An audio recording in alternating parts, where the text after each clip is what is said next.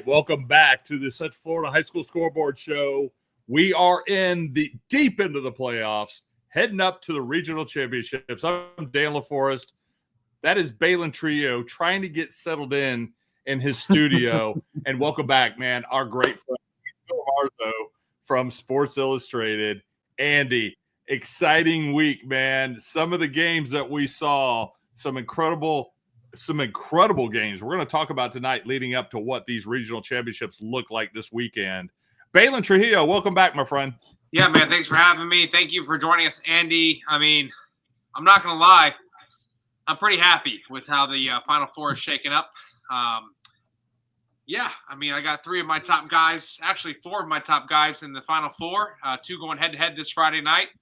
The other 2 are competing to go. One's trying to win back-to-back state titles. The other one's trying to solidify Coach Williams as arguably one of the best coaches ever to come into Central Florida by going to another state title. So a lot to be thankful for, especially in my shoes. I got to see 7 of my guys commit and sign today, all Division I quarterbacks in Central Florida.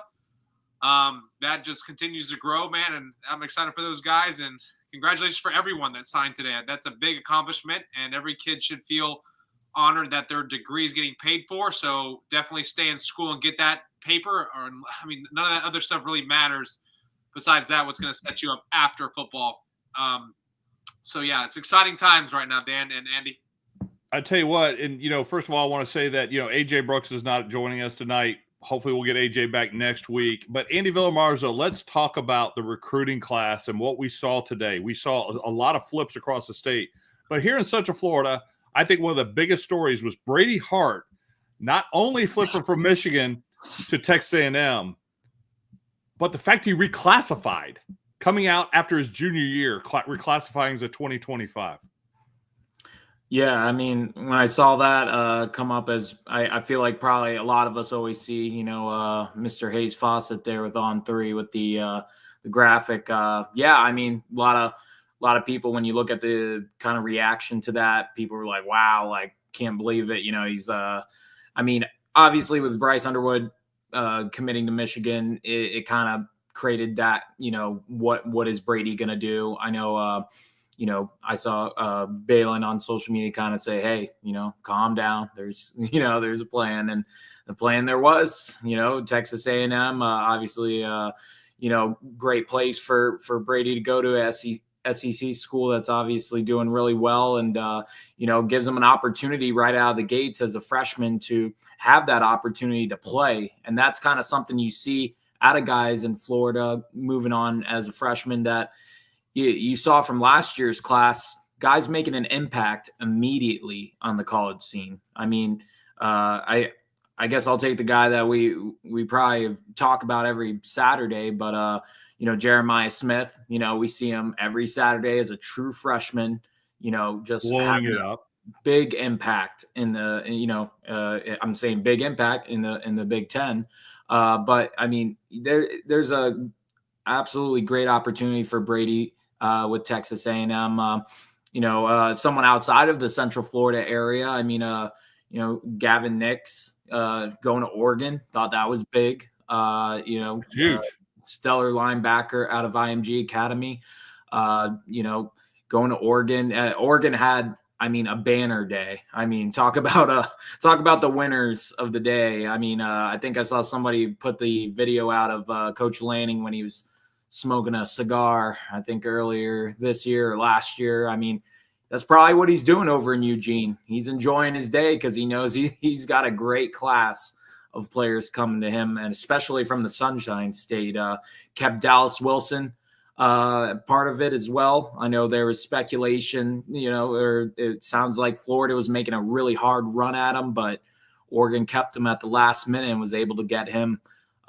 So, I mean, a lot of interesting, when you're talking about flips, guys sticking with their commitments. I mean, a ton of intrigue this time around, even compared to last year, because now you're thinking at the last minute, anything can happen. Baylin, I want to talk to you about this because this is kind of I think this is really the story. Obviously, you work quite a bit with Brady Hart. You know the family really well. What a tough decision to say, hey, listen, my 16-year-old is ready to go to college. Yeah, it was tough for Mama, but it wasn't tough for everybody involved. If the game has completely changed, and life as we know in college football is completely different. Dan, you're now getting involved with it. You're very heavy, especially in the NIL space. That played a big part in this whole thing, to be honest with you. I mean, it is what it is, and when you're in a family situation where you're given the opportunity to have generational wealth without even really stepping on the field, I mean, there's going to be an opportunity where you're going to make a decision that's going to have to speed up the process. And that's exactly what A&M offered Brady and his family. And they made an offer they couldn't refuse. And here's the thing. I talked to the dad today. And, of course, I'll be honest with you, Andy, when Bryce committed to Michigan, Brady called me right away and told me, like, straight up, Baylin, don't worry. I want to compete.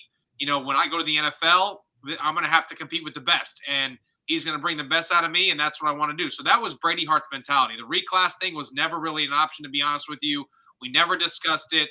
That was not going to happen. Even Campbell and Sharon came down and tried to convince the family within a weekend to move up a class before Bryce committed. And Brady, that was just way too fast of a decision to make without really having those serious conversations. But it became more of a realistic conversation once Bryce committed.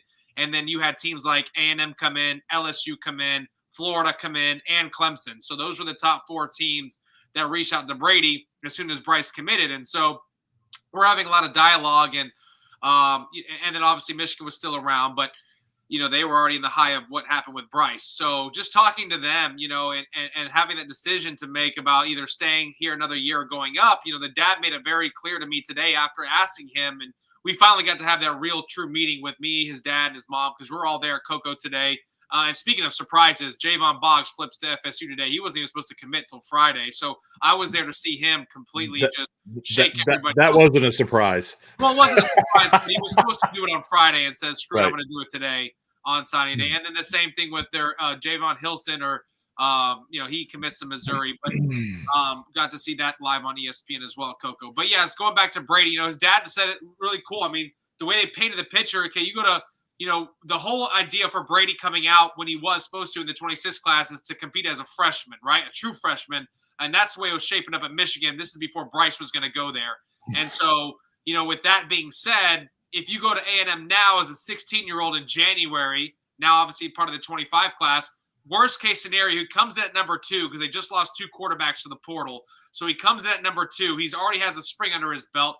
Worst case, he has 4 games this fall, which he still should be in high school. He'd have 4 games to redshirt, and then after that, he's competing for the job, which he would have already competed as a true freshman if he came in the 26th class going into A&M. So obviously they're hoping that the guy in front of him has a spectacular year where he's either going to make a decision, what Marcel Reed, but who's to say based off his last couple of performances, Brady is not trying to compete for that job as well. So it'll be interesting to see, but overall, I think that was the best decision for Brady and his family. Especially when you're talking about generational wealth that's going to set him up for life by doing it the right way. He couldn't say no to that. But mothers and not mothers specifically, because they're more tied into the whole emotional side of things of going into the bedroom and not seeing your son there, knowing he still had another year to be there. That was more of the discussion for the mom today. But again, when you look at the big picture, you couldn't say no to something that he just committed to. Andy, Baylin brought up a name that to me was the biggest shock, and that's Javion Hilson, the defensive end out of Cocoa, committing to Missouri, signing with Missouri. Everybody's kind of been in that fog, waiting to see what he did after he decommitted from Florida State. A lot of the speculation out there was Texas. But Missouri, I mean, I thought that was a big one. Also, we saw a lot of great signings across Central Florida. And hey, first of all, congratulations, guys. Welcome to the 2% Club, right? Welcome to the 2% Club. I don't care if you signed at Texas or you signed at Texas Junior College. I mean, the 2% Club's a 2% Club. And no matter where you sign, congratulations, because you're part of something special. And it's something that very few people have been part of. And, the recruiting process is absolutely nuts. But, we like you said, we saw a lot of things that we knew were going to happen. Max Buchanan, the big offensive tackle out of Seminole, stays with the U. Obviously, they're very excited about Max coming down there. Same thing with Jaden Wilkerson, the offensive tackle out of Edgewater. Stays with the U. Obviously, Mario Cristobal and his staff focused on offensive linemen. Did the OCP kid commit to Miami? Absolutely.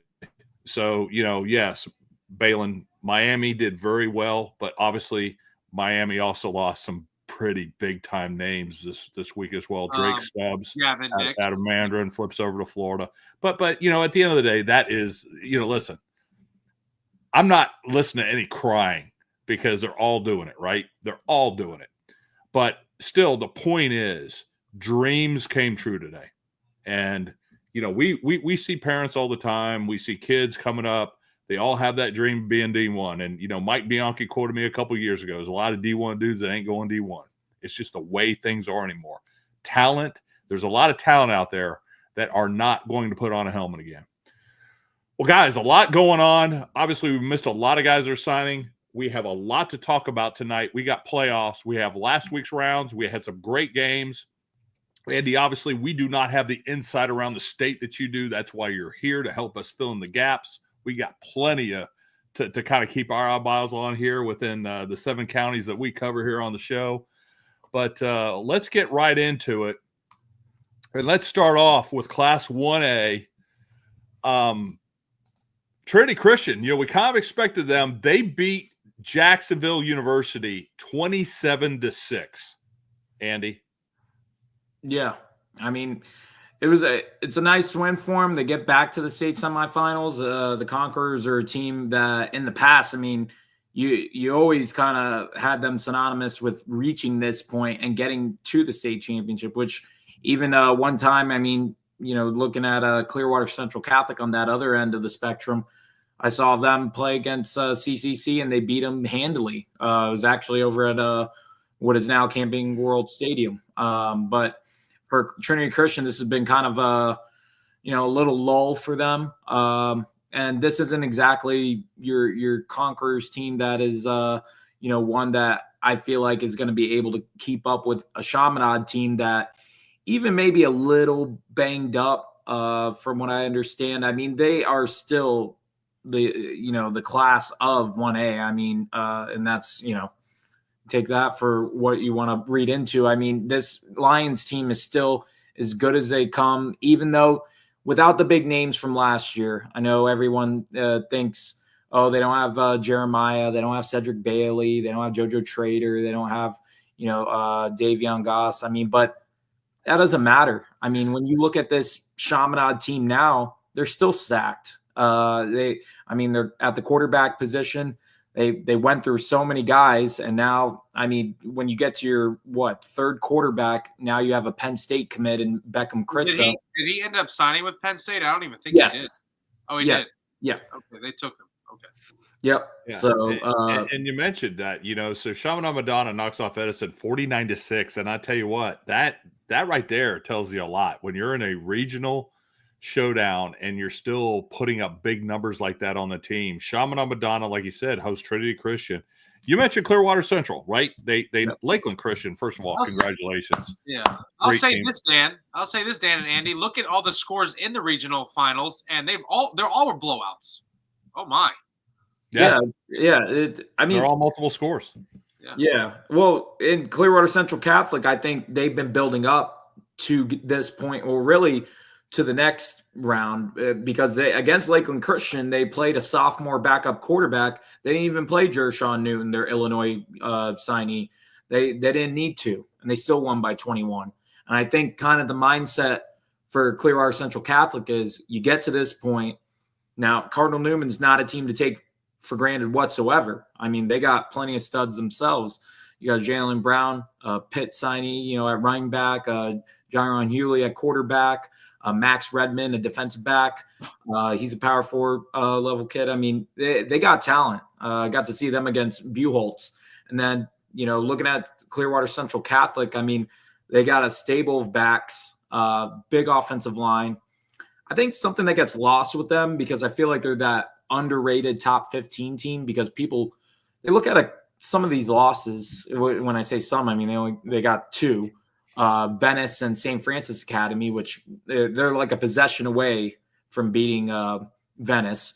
And then, yeah, they get blown out by St. Francis Academy. But let me, tell everybody, if they play any team in Florida, I think St. Francis beats them by 2 scores. I mean, and I'm sorry, they're that good. Yeah. I mean, they nearly. Well, they're a national team. Yeah, I mean, they went to Mater Dei and lost by, I think, a touchdown. So, I mean, that tells you how good the boys from Baltimore are. Yeah. So I think Clearwater Central Catholic, last time they went on the road for a state semifinal was 2022. They faced University Christian. I think they won on like the final possession up there, and they ended up winning. I feel like they're going to get back. I think it's going to be a grinded out game. Both teams are very similar. They got dual threat quarterbacks. Chaminade, I mean, they've outscored their opponents, Dan and Baylin, 182-6. So whatever would lead me to believe that this is going to be any different against Trinity Christian, give me the rematch from the last couple years. We're going to have round 3, CCC Chaminade, like everyone kind of predicted before the season ever started. This was one of those state championship games, like you felt really comfortable writing down and saying that could happen. Well, we're going to get into these other classifications that I was, I know I got some of them wrong, but I mean, this one I felt pretty comfortable, especially with Chaminade. CCC is going to have a tougher battle, but I think they'll get by Cardinal Newman.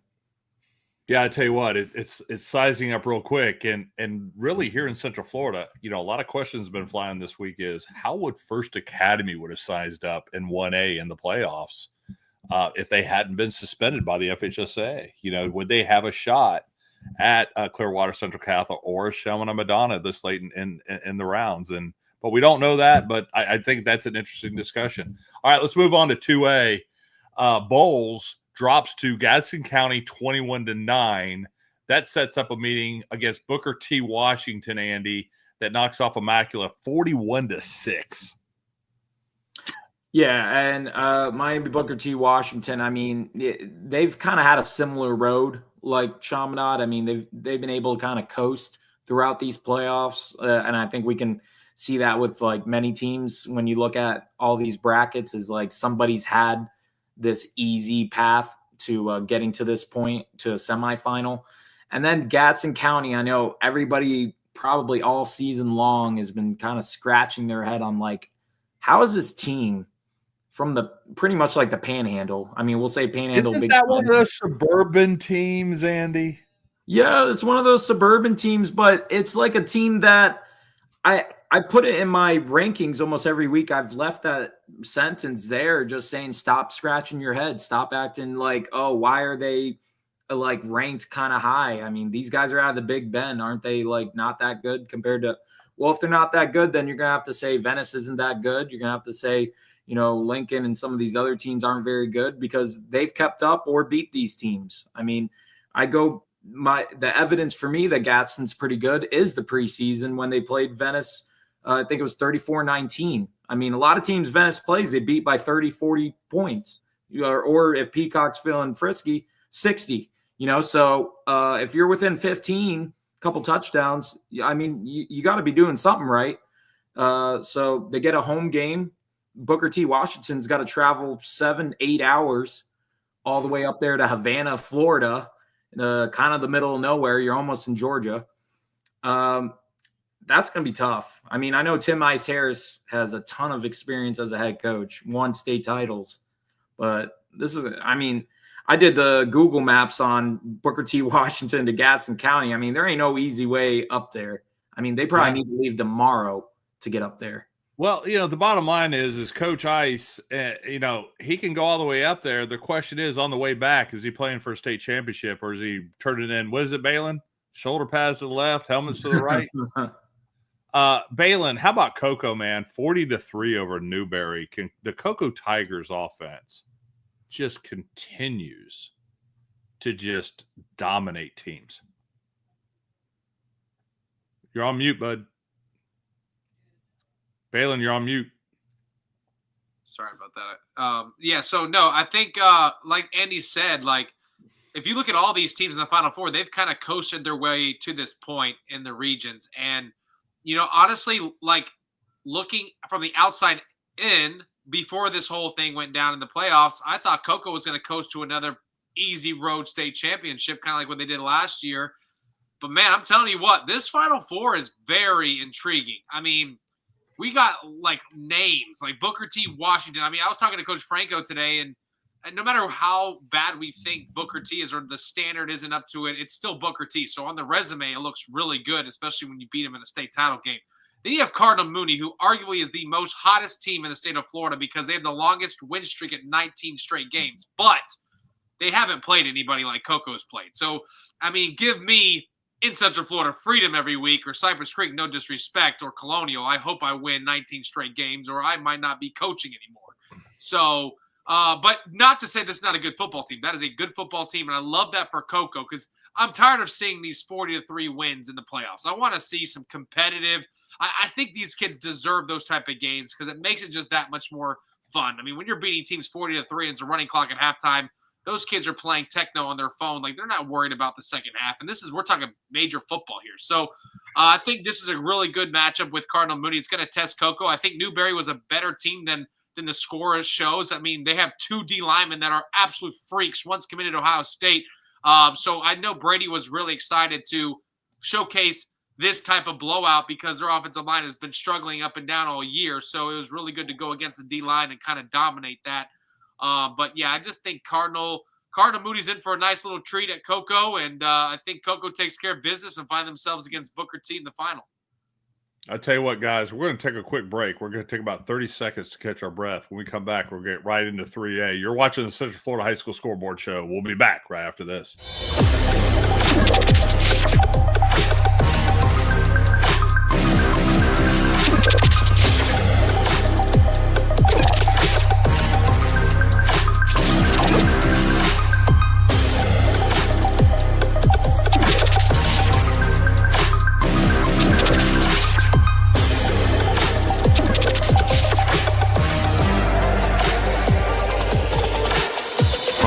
Sports Nation.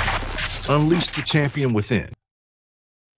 All right, welcome back to the Central Florida High School Scoreboard Show right here on Varsity Sports Nation. I am Dan LaForest. That is Baylin Trujillo, and from Sports Illustrated, Andy Villarmarzo. Guys, let's get right into the 3A classification and Reigns. Another big number here, guys. 44-15 over Bishop Kenny. That sets up, they're going to host Booker, who knocks off Boca Ciega. Andy, 42-6. Another Baylin. What do we call that? What do you call that? I'm going to say we. This is your term. There we go. Andy? Yeah, well, I'll go with the first game. You talked about Reigns over Bishop Kenny. Just the Vikings continue to just dominate whoever they play in the 904. Timothy Cole, he's been rocking that number that Brian Dawkins used to wear over at Reigns. And he put a video out, I think it was pretty recent, saying, anyone who wears my number better be a dog. And Timothy Cole for Reigns, he's been a dog at that quarterback position, playing really well, throwing over a couple thousand yards, 30-plus touchdowns. He's just been dominant here, and obviously against the Crusaders, just continuing his strong play. And then, you go over to Sarasota Booker and what they did to Boca Ciega in a rematch from the regular season.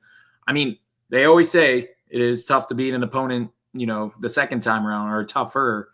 But it was just about as easy as it was for Booker during the regular season. And Ryan Downs did a nice little story on him last week on Thanksgiving, kind of, talking about thankfulness. And he's somebody that he's battled for nearly a year from a gruesome leg injury. He's come all the way back. He's already committed to Cornell, and he's continued his strong play at the quarterback position. And he had another big game against Boca Ciega. So, I mean, both teams, not unexpected that they won. Maybe a little, it might surprise some that the margins, but we keep saying it with a lot of these region finals that, I mean, there's a disparity when you're looking at kind of the point, differential.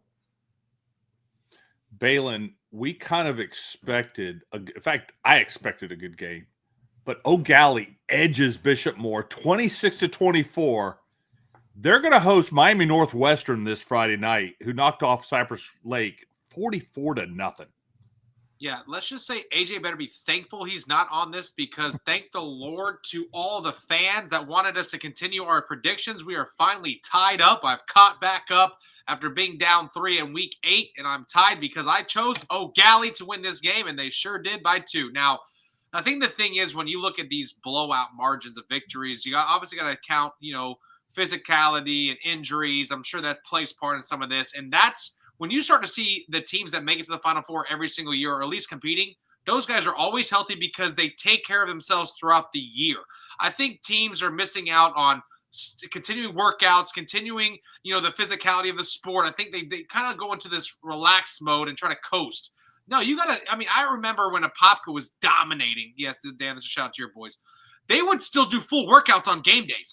It was like ridiculous, but they were always the strongest on the field. They were always the healthiest, and they always got through it, especially in these times. And you're seeing 44-0, 42-6, 44-15. This same Elite 8 was the same Elite 8 in the 2A and the 1A, all blowouts. They're all blowout victories, and it's because the ones that take care of their bodies and the ones that continue to push through physically, those guys are overpowering at this point because a lot of people are banged up and they're just weak.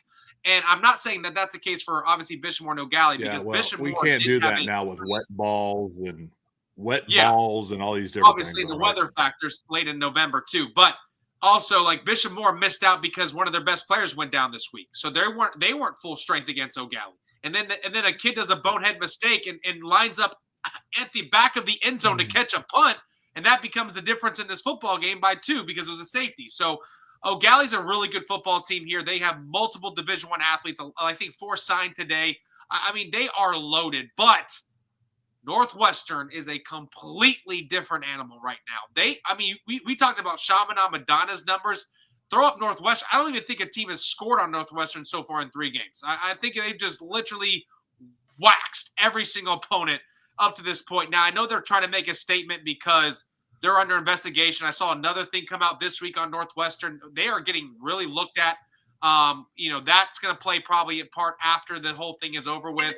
But my goodness, I don't see in any world where O'Galley has a chance to beat Northwestern. So I'm predicting Northwestern and Reigns to represent in the 3A classification. Andy, any thoughts on Miami Northwestern against O'Galley? I don't know if it's going to be exactly how it's played out for them these first 3 playoff games. I'm not taking a shot at the Southwest Florida teams. I love going down there. Naples, beautiful place. Fort Myers, some of these places. But not exactly, let's say, the level that, Dade County, Broward, Central Florida. The teams they played, Northwestern, Booker T, Jones, anybody would have ran through that the same way. Just because the teams they played, talking Barron Collier, Lely, Cypress Lake, all 3 teams, they made the playoffs, but they're teams that probably traditionally would be like a first round, out. And they ended up, at this point. Cypress Lake had to upset Key West just to get to this point. And, they were absolutely no match. O'Galley, Chris Sands, I know him from back in his time in Hernando County at Central High School. He's done a really good job with the Commodores. And, they are going to be definitely more talented than the 3 teams that Northwestern has faced so far in the playoffs.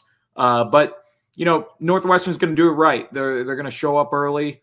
They'll be on a charter. They'll have charter buses. I'm sure they'll do the whole bit. Anytime I've seen Northwestern, they make sure they bring that Miami intimidation factor to it. They got the band. They got the fan buses.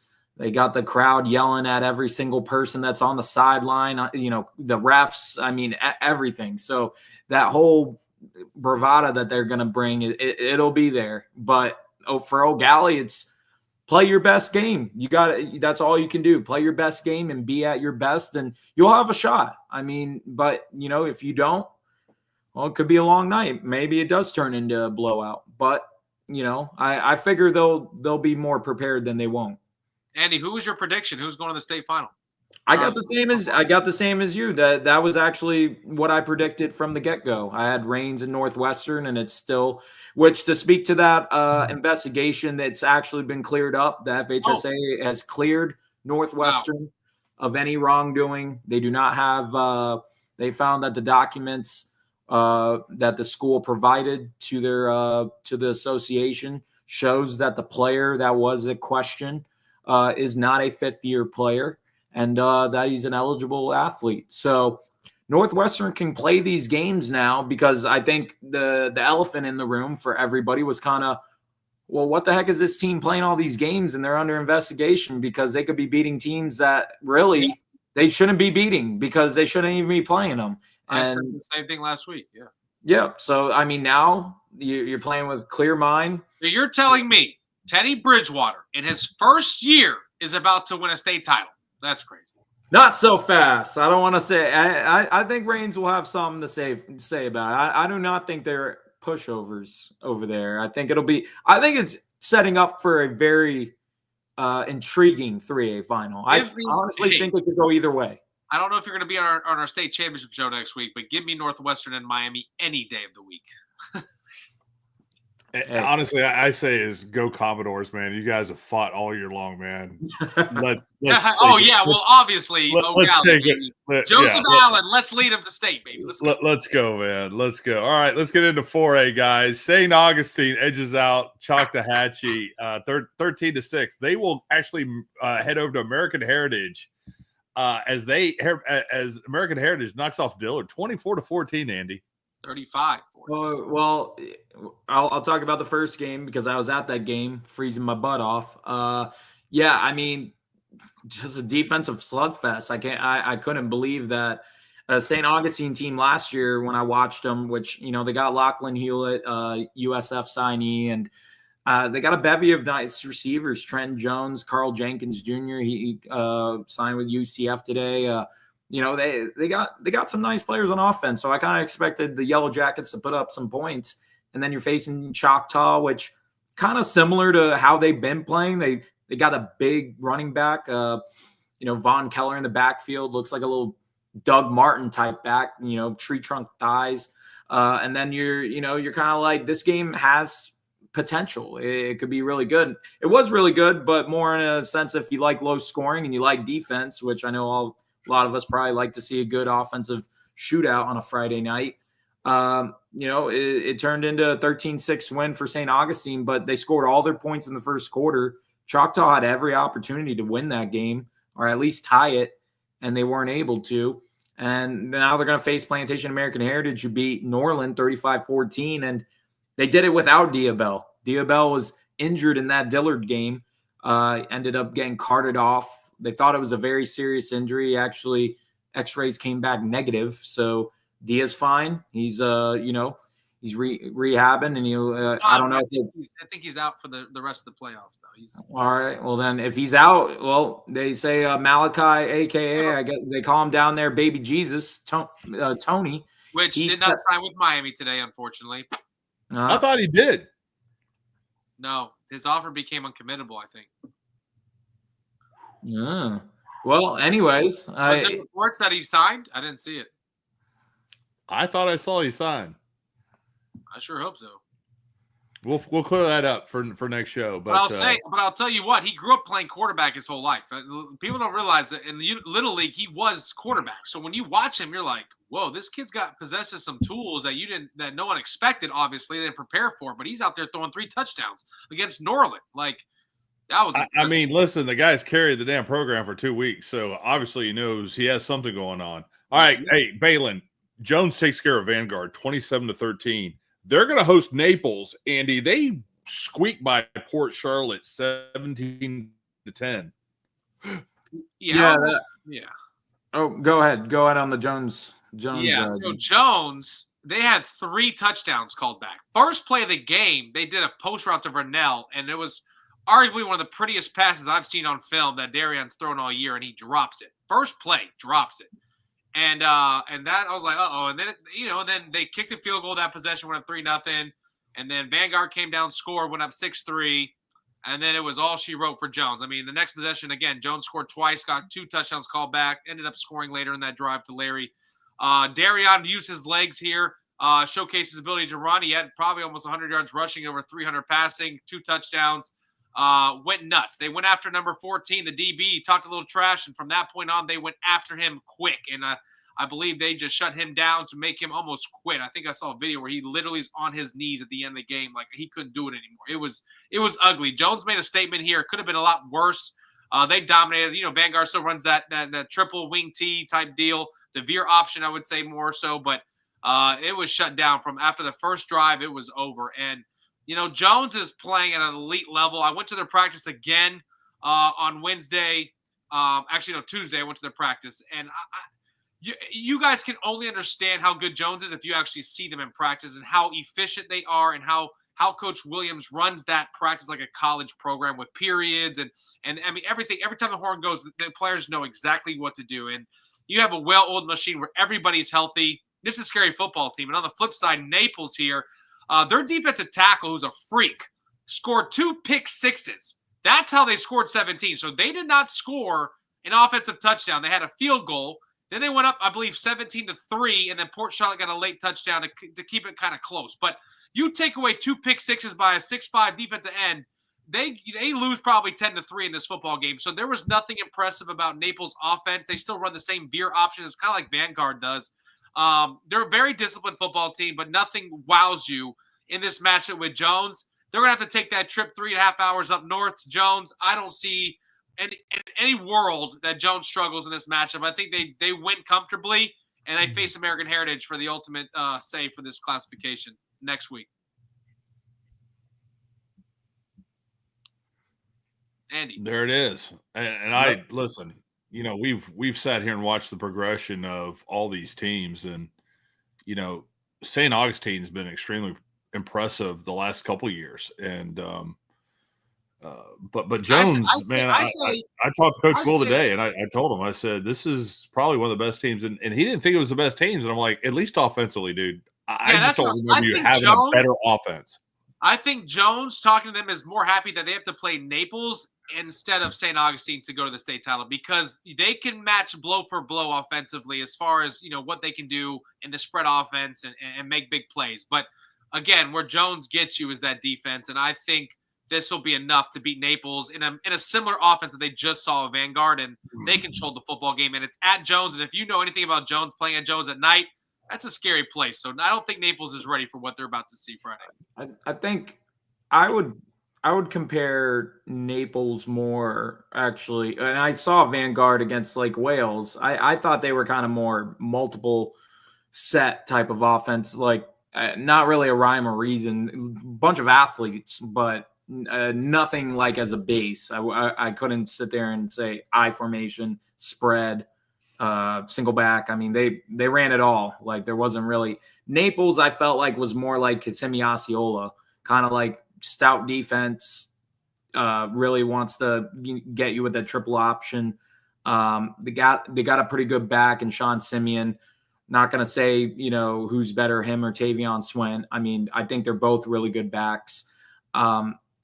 Thing with Naples that I think would stand out a little bit is their defense, their secondary is they have a few guys that are power 4 level kids. So probably the thing that I would go to is they don't see a lot of, high power passing offenses. Probably only time they really did was when they hosted Plantation American Heritage during the regular season, which, I believe Heritage won by like 17. But I mean, I don't think Naples is maybe, I don't know. I don't want to say you're saying they're bad, but I'd hate to say like they should be overlooked by any means.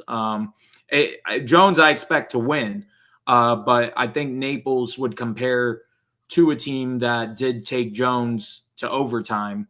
Not to say that they're as good as Osceola.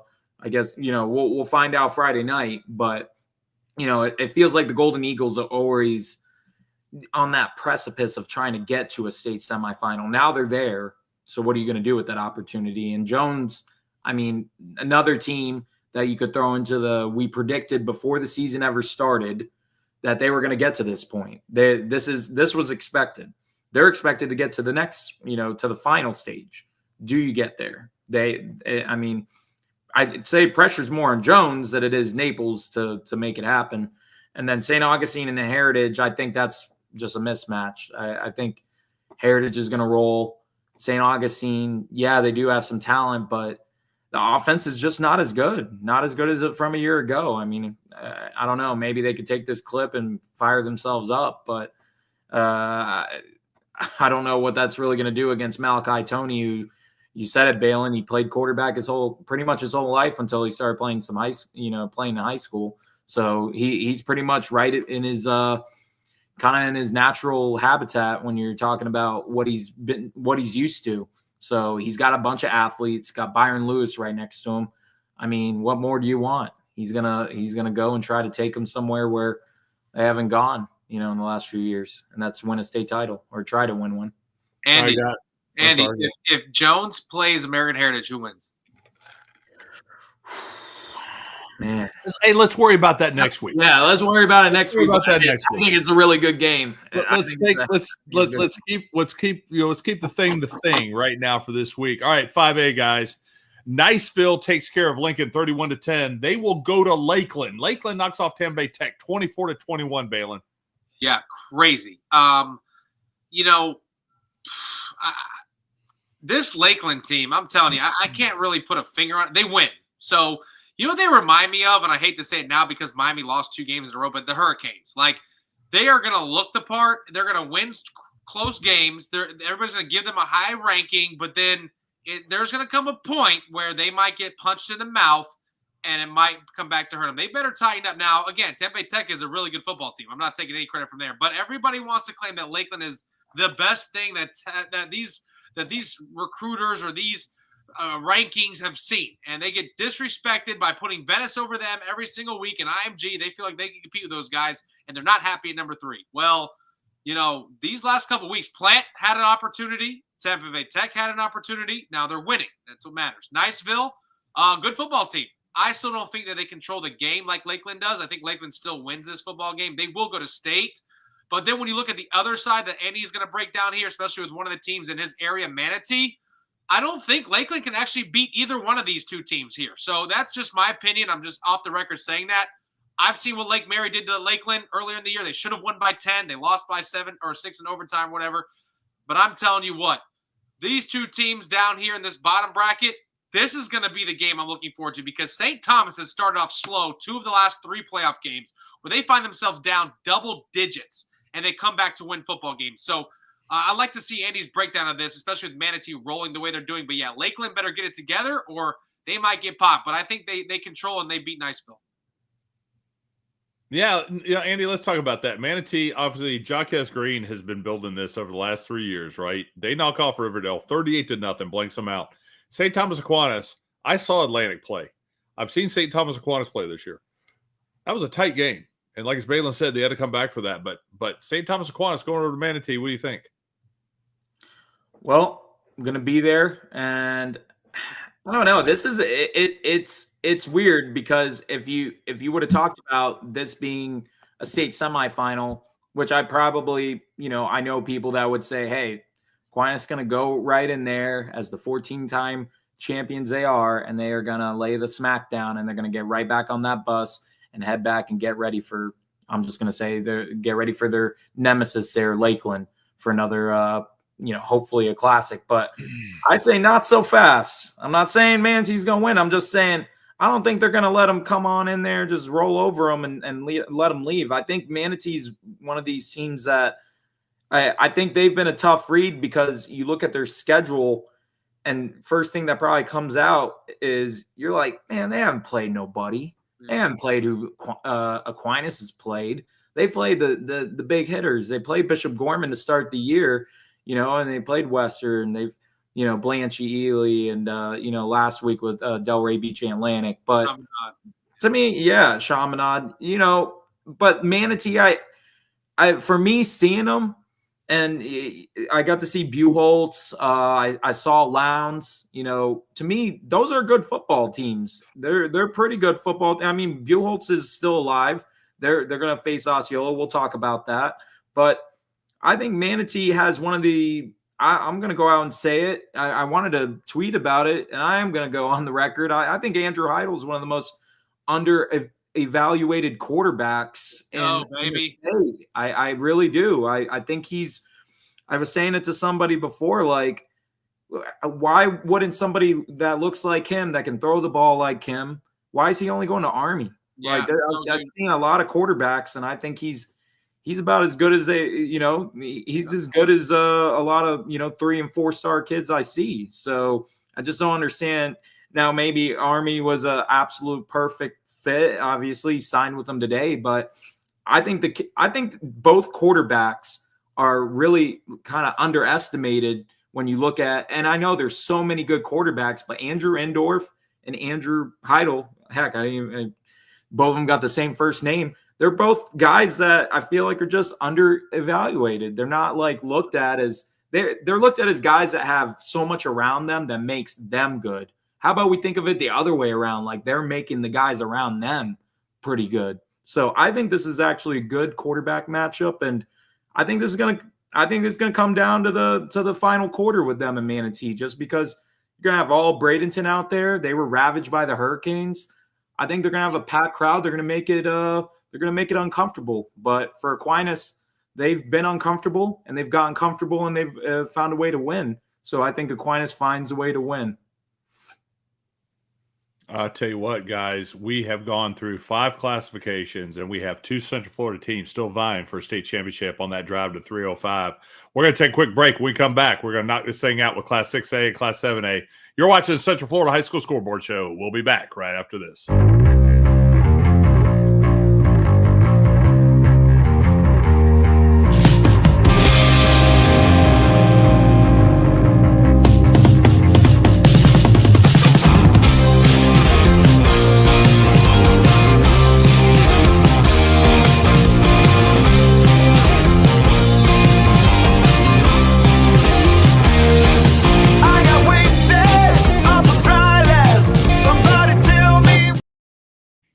All right, welcome back to the Central Florida High School Scoreboard Show, live on Varsity Sports Nation and sponsored by the Influencer Council. I'm Dan LaForest. That is Baylin Trujillo. And from Sports Illustrated, Andy Villarmarzo. Guys, let's get right into 6A. Buchholz knocks off Oakleaf 25-19, and they are going to play, yes, Baylin, the Osceola Cowboys, who knocks off Armwood 17-7, Baylin. Yeah, me and AJ did not predict this one, and he stood corrected. See, I just made a prediction. I didn't go out as far as to say Pringle was way better than Swint, and that was the first time he ever stepped on the field and wasn't the better running back. And I still agree with that statement. Pringle is a phenom, high 4-star athlete, but so is Tavion Swint. Let's not get that twisted. But the defense was the difference for Osceola. They forced 2 fumbles. I believe Melendez forced both of those things, and that was at crucial points where Armwood was driving. And so, man, I sound dumb because I went on record saying that Armwood was the best team in the state of Florida, and I had no issues saying that. But my goodness, it only scored 7 points. They're clearly not the best team in the state of Florida in all classifications. So with that being said, Dan, I am no longer going against our Central Florida team here. They are going to beat Buchholz, and I don't think it's close. I think they win 21-7, I believe, 28-7. I think they beat Buchholz and find themselves in the state championship, and they will win a state championship this year. Dan, they have not lost a game since Jones, in a game in which that was the worst play calling game situation that I think I've ever seen in a football game, where they wouldn't even let me on the sidelines because of how disrespectful I was on the show, claiming Jones was going to blow them out. Great game, and they should have won the game if they didn't spike it on 4th down. Don't know where that came from. And guess what? They ended up losing. But from that moment on, Osceola has rolled, and my goodness, they just found themselves in a Final Four in a position to beat a team that is legit, who's not as good as Armwood, I don't believe. I'm be honest. They're going to win the state championship this year, Dan. Your boys from Osceola County, Kissimmee, is going to win a state championship, and they're going to beat Buchholz on the way to it in the Final Four. I'm calling it. I've got to make a couple recruiting comments here, too. First of all, you talked about the 2 linebackers. We've talked about it. Me and Larry Bluestein were talking about it, right? Melendez signs with Auburn today, okay? But the underrated, you guys were talking about the underrated quarterback. The underrated linebacker is Robert Lee, who signed with FAU. He should not be at FAU. That cat is a player, man. Well, and Dan, with your help, he might be at FSU next year.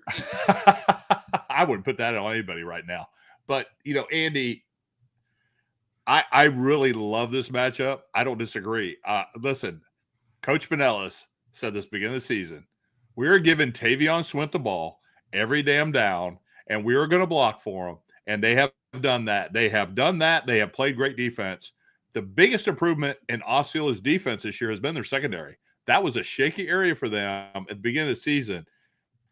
And this is the result of getting it done, right? Andy, this is a big matchup. Yeah, I mean, when you look at, talking about the game first with what Baylin was saying with Buholtz and Osceola, just kind of how that got set up with that Armwood win for Osceola. Just I feel like in seeing them against Jones, I mean, I don't know if it was more indicative about how good Jones was or, the adversity they had to go, get over. Even though Osceola lost, I felt kind of good about them, just saying, because I did kind of expect them to lose by multiple scores. I don't know if it was like coming off abysmal at Lake Mary where they didn't get a first down to the fourth quarter. Like they were getting. Yeah, I mean, that's why I don't think I was like absolutely blown away they lost to Armwood. It was just kind of like the timing of just getting this kind of win.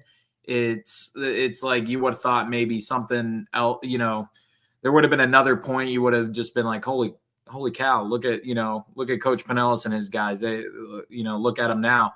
But hey, I mean, they went over the Seffner, and based on, having somebody at the game, I mean, he said Armwood played right into their hands. They just played that kind of methodical, slow pace football. And that's what they want you to play, a defensive slugfest. We talked about it earlier with St. Augustine Choctaw.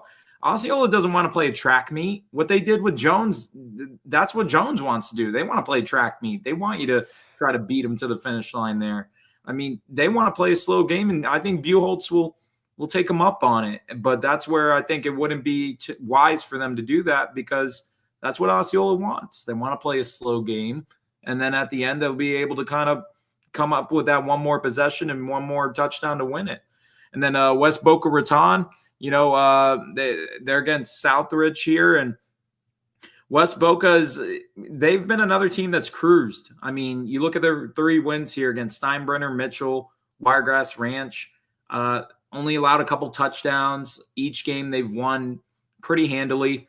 Now they'll go against a red-hot Southridge team that, I mean, they got James Perrone. He's been playing really good at quarterback, sophomore kid. And the Spartans, I think they're kind of like, why not us? Why can't we get to the state, the state championship game? I just feel like West Boca's been a team all season long that you look up and down their schedule. They've faced Western. They faced Delray Beach Atlantic. They face the top teams over in their area. Dylan Potts has a really good just squad and a ton of depth. I mean, especially defensively. Like, I think it's going to be hard for Southridge to kind of emulate what they've been doing throughout the playoffs against them. And I got West Boca. And I'm going to go with what Baylin said. I'm going to go with Osceola. I think they'll end up playing Osceola in the final. That's pretty impressive. Well, guys, let's get right into the last classification. And boy, do we have something to talk about. Lake Mary beats Seminole 42-3. Dr. Phillips knocks off Vero Beach 21-14. We got another rematch, boys. Dr. Phillips is going to Lake Mary. Dr. Phillips is one of the very few losses Lake Mary has, Baylin. You dang right. And let's talk about Lake Mary and Seminole. What a mollywop. Holy cow. You know what? And I love Coach Calhoun. I have a lot of respect for him. He is the real deal. And if I was a player, I'd love to coach for a guy, or not coach, but I'd love to play for a guy like him. He is special, man. I talked to him after the game, and I just have so much love for him. But I'm gonna just talk about Lake Mary real quick, man. Nobody really gives them a shot. You know, they're always like the underdog, the little brothers of Seminole. They're always looked at like, you know, that's the guys across the town. They're not really as talented as us. Well, guess what? They put those guys on a running clock. When's the last time you, Dan, or you, Andy, have ever seen Seminole on a running clock? I would love to know that, because that was embarrassing. Absolutely complete blowout. They had just as many points as picks. Michael Klein threw 3 interceptions, one was a pick six, one should have been a pick six, got out at the 3-yard line. Unbelievable performance by the defense. I mean, Lake Mary, from the moment that everybody trashed them in the Dr. Phillips game, we talk about a roll. They have won by an average of 30 points a game. They have won by an average of 30 since Dr. Phillips, and that was their second loss of the year. So when we're talking about Lake Mary, and I think, Andy, you predicted, I read your stuff. I know you predicted, I think, before the playoffs that it was going to be Lake Mary Venice. Imagine that happens. I mean, holy cow. We're talking about 2 of the hottest offensive teams in the entire state of Florida going head-to-head. Now, I don't want to look past Dr. Phillips, because Stanley Anderson has been playing some of the best football he's ever played at the right time. But when you talk about a battle-tested Lake Mary compared to a Dr. Phillips who's literally skated their way to the Final Four, we're talking Toho. We're talking about a young Vero Beach. We're not talking about University Orange City. We're not talking about DeLand, who's historically good with Darlington. And we're talking about mollywops. Every game, mollywop, mollywop, mollywop. So where Lake Mary is right now, I think they're the best team. I would say they're top 3 in the entire state of Florida. Not going to go on record saying they're the number 1 team like I did Armwood last week. But Lake Mary is scary. And the way Noah Grubbs is playing right now, 34 touchdowns, 10 interceptions. I mean, unbelievable what Lake Mary did. I mean, guys, Lake Mary beat Seminole in the final, or what do we call it, the Elite 8 by 40? Are you kidding? Yeah. Hang on. I got to make a comment on that real quick. Yeah. Keep talking about the offense of Lake Mary, but for the second year straight, we haven't talked enough about the defense of Lake Mary. Fundamentals, Dan. Fundamentals, and it works for them. They play fundamental football, and that's why they're good, Dan and Andy. When you turn the tape on, there's not a single person besides maybe Luke Prito that you're like, man, they got some dudes. No, but they got guys that play football. That's the difference. They don't need big-time names and stars and rankings. They're going to play together as a unit, and they just so well coached, Dan and Andy. It's fun to watch. But I'm also going to go on record to say this. Seminole had a better chance against Lake Mary with Jason Williams at quarterback. That's it. Andy? Ooh. Well, I mean, yeah, Lake Mary playing their best football. I mean, and the time to do it, right? I mean, here, state semis against a team that they fell to during the regular season. Now you get them at home. You know, all the pressure's on the Rams, and I'm sure they want all that pressure. They're going to face a very good Panthers team that, you know, has really been a team before the season. I wouldn't have predicted that they'd be at this point, but here they are with a chance to go to the state championship game. But like Baylin said, I had Lake Mary meeting Venice in the final, and Venice, you know, we just add them to the Christmas list of teams that have gotten gift after gift after gift of games where they just have cruised. And, you know, not this week, though. Yeah, and let's talk about that. I mean, let's talk about that. First of all, congratulations to the West Orange Warriors. And I even want to go back to Dr. Phillips, right? I love the coaching matchups here. I think Rodney Wells and his staff have done an amazing job this year. Amazing. But again, what Coach Perry and Coach Marler and Coach Donnelly, I love the coaching matchups in this game. We talked about the players. I love the coaching matchups. But flip down, Venice knocks off West Orange 55-26. Congratulations to the Warriors. Congratulations to Coach Thompson and his staff for what they put together this year. I mean, an amazing year. But, Andy, let's get that matchup put together here.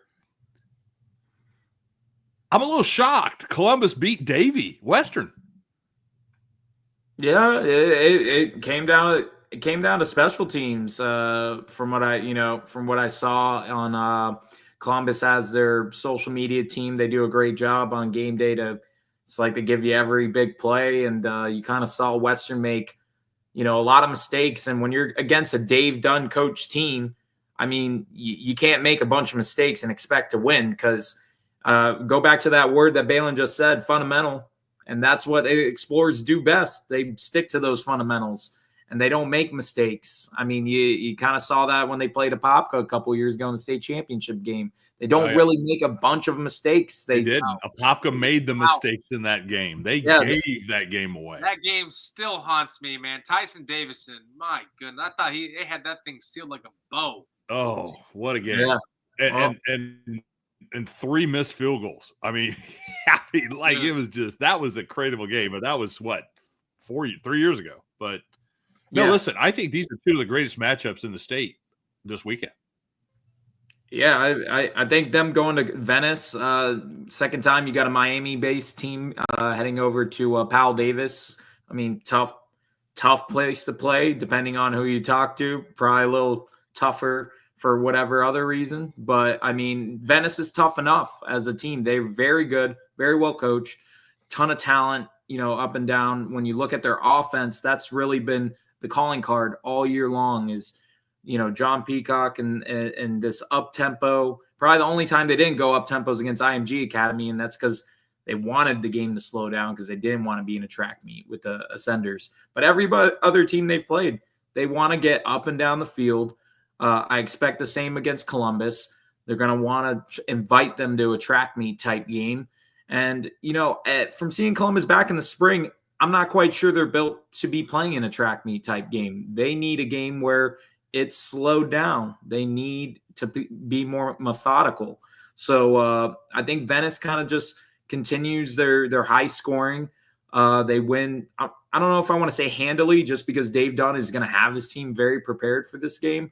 But, I expect Venice to get back to the state championship game once again. And they'll be up against Lake Mary. And if we have that matchup, I think that's a bring your popcorn. That's going to be fun. I mean, we're talking lots of points. I'd almost be like, what's the over or under on like how much is going to get scored in that game?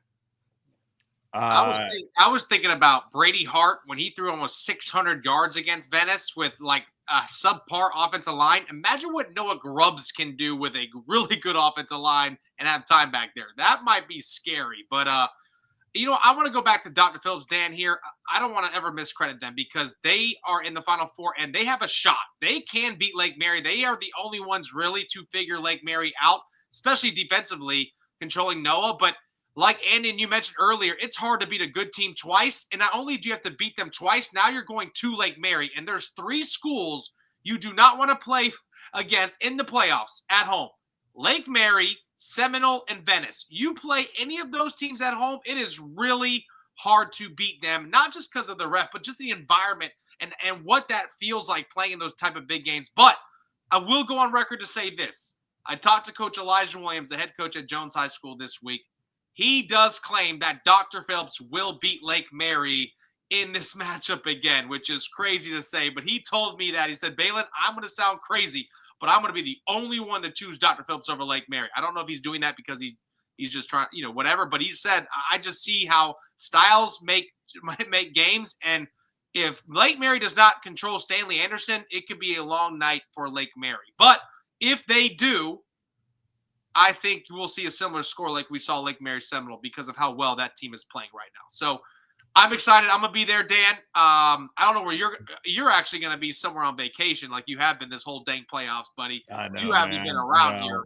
Well, you've been low key on these things because you don't want to predict. I have. Actually, I have to go to St. Augustine for a wedding this weekend. But, Andy, we talked about the great coaching matchup in this first game. But the second game, you mentioned Dave Dunn against John Peacock. I mean, 2 great coaches. Again, I just think this is the board right here, guys, that really the winners setting the tone for that drive to the 305 is going to be pretty impressive. Guys, here it is, man. Here are the Central Florida teams still alive right now. Dan. Dr. Phillips, Lake Mary, Osceola, Cocoa, Jones, and O'Galley. Hey, Dan, regardless of any of these games, literally all our teams can lose this week, and we would still have a Central Florida team because we got Lake Mary and Dr. Phillips. One of those teams is guaranteed into a state title game, which makes it that more fun for us to talk about because it gives us another week, Dan. But I hope all these teams win on Friday besides maybe one of them. There is a prediction here. I am going to choose Lake Mary to win, as Andy did too. But I'm excited for, and AJ, by the way, AJ Brooks finally chose Lake Mary over Dr. Phillips. And I don't think there's going to be a game time change this time conveniently for AJ Brooks. But I think this is going to be awesome. I think Dr. Phillips still can win the game. I don't want to discredit them. I love Stanley. I love Coach Wells and Coach Sapp and Coach Rob. Shout out to Coach Rob. But yeah, man, I'm excited. Andy, I think we're in for a treat. Dan, we're in for a treat. Whoever goes to state championship game after we find out Friday night. But, man, let's be honest. We saw a Venice Lake Mary. I think all of us need to get a big popcorn bowl and just salivate over what we can see to end the state championship season for 2024. Imagine that, man. I tell you what, if we do see that matchup, how many buses are loaded in Lake Mary to go down to Bull Stadium or even Dr. Phillips? Like I said, I mean, how many buses are going to be hitting – heck, how are they going to get there? I-75, I-95, they can go either way. I would definitely go I-95. I-75 to Tampa or I-4 to Tampa is a nightmare. But, no, listen, I think this is what it's all about, guys. And for us to even have this kind of discussion is so much fun. And you know what, Baylin, final thoughts. Final thoughts, man. I've enjoyed this season. I think this is one of my favorite seasons to cover high school football, just because I think that we're really seeing teams elevate themselves, and we finally got it right. I never liked the suburban and metro thing. That was, I think, a waste of time and a joke because we saw blowouts in state championship games that shouldn't even been close. Now we're actually back to the real teams. They need to be deserving. It's not about being fair. It's about being correct and about getting the right people in. And so I'm excited about that. I'm looking forward to potentially having 3 quarterbacks that I train in the state championship game. That's the most important thing to me, is seeing those guys achieve their dreams and accomplish something that's massive that not many people will ever get to experience. That's obviously winning a state championship. Brady Hart's already got 1, looking for 2. And then Darion, Noah, and or Stanley will get a state championship ring this year, hopefully. So I'm excited about that, Dan. Also want to, end with this again with Michael Clayton. He's still a special talent. That kid is an elite quarterback. And the comment about Jason Williams, I just think that the way the game was going, Jason just gave him a little bit more athletic ability at quarterback. But I never want to discredit a quarterback, especially one that I used to work with in Michael Clayton. He's still an elite talent. He's going to Illinois next year. So elite talent, but man, Lake Mary just impressive, man. I just have no other words, but Lake Mary, Jones, and Seminole, baby. And then Dr. Phillips right behind him. Andy, final thoughts. Well, we're just talking about the 7A state title game, and I see that's going to be on that Saturday at 12:30 p.m. Oh, that game in the daylight. In the daylight. But then I couldn't help but notice they end it with that highest classification, but that is not the final game. That is not. The final game on the dais will be the Class 3A state championship game and we just talked about it, the potential Reigns Vikings. Of course it is. And the Miami Northwestern Bulls. We have to sit here and think about, man, speculation and Dan, you are correct, brother. You know what you said last week? You know why they don't want to investigate Northwestern? Because they bring 10,000 fans. Those guys aren't dumb. They're going to get Northwestern in the seats, and they're going to pack out that 7A championship because it's going to be a popcorn shootout, and they're going to have 20,000 people in that stadium to end the state championship run with Miami Northwestern representing the city of Miami. That is a strategic thing that they did. Don't let them get by with that.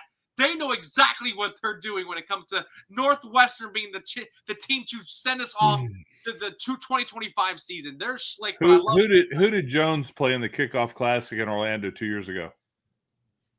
Northwestern. Yeah, that was also how many people came up from Miami for that? Yeah, that was insane. Yeah, no joke. Obviously, yeah, it's no brainer. Great job, FHSAA. You know what you're doing. You don't want to investigate because you want that dollar.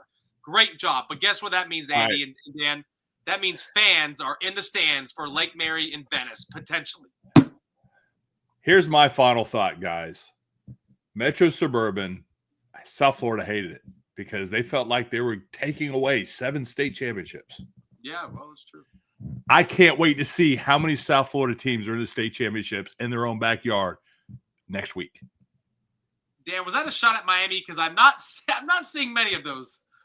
All I'm saying is you just took a shot.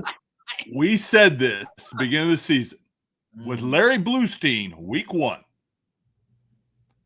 Do you believe Central Florida can compete with South Florida for state championships? Larry said, absolutely. We're going to find out next week. Dan, we might have. We'll find out next week. We might have 4 Central Florida teams in that state championship, man. 4. 5. All right, guys. For Baylin Trujillo, for Andy Villarmarzo. Andy, thanks so much for coming on with us. I'm Dan LaForest. Let's get ready for some football. You're watching the Central Florida High School Scoreboard Show right here on the Varsity Sports Nation. See you.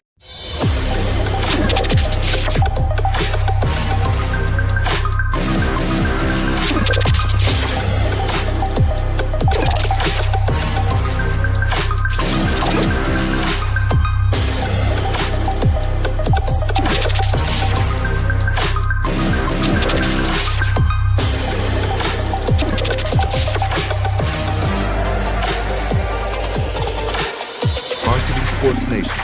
Unleash the champion within.